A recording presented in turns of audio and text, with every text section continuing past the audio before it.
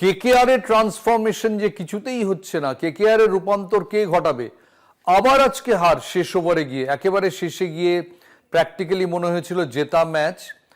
অজানা অচেনা মুকুল চৌধুরী, যাকে কেউ বিবেচনার মধ্যেই রাখেনি, তিনি কিনা ম্যাচ জিতিয়ে দিয়ে চলে গেলেন। 7 উইকেট 123 ছিল লখনৌ সুপার জায়ান্টস, এবং মোহাম্মদ শামি আউট হয়ে যাওয়ার পর মনে করা হয়েছিল যে কলকাতা অবধারিত জিতছে। সেখান থেকে আবার তারা ম্যাচ হারলো, নিজের বোলিং ব্যর্থতা উদ্ঘাটিত করলো, আবার ব্যাটিং ব্যর্থতাও আবার বারবার করে কাচের তলায় চলে এলো।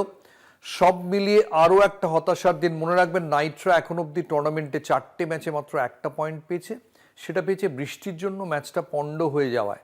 আজকে সকাল থেকে আকাশের মুখ ভার, বৃষ্টি, নির্বাচনী প্রচার, সব মিলিয়ে ইডেন গার্ডেন্সে আজকে যেরকম দর্শক দেখলাম, কেকেআর ম্যাচে এত কম দর্শক কখনো দেখিনি।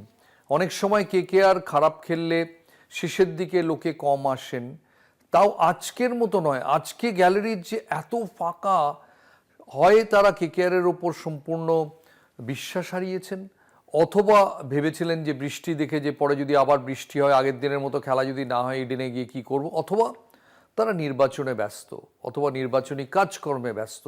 নইলে এই রকম অ্যাটেন্ডেন্সের আর কোনো ব্যাখ্যা হতে পারে না। এবং তারা এখন তাদের মনে হবে এই মাঝরাত্রিরে বসে ঠিকই তো হলো, তার কারণ হচ্ছে যে আবার তো সেই গিয়ে হতাশার মধ্যে পড়তে হতো, আবার গিয়ে ম্যাচ হারতে হতো, এবং লখনৌ সুপার জায়ান্টস তাদের একটা খারাপ দিনে কেকেআরকে হারিয়ে দিয়ে চলে গেল।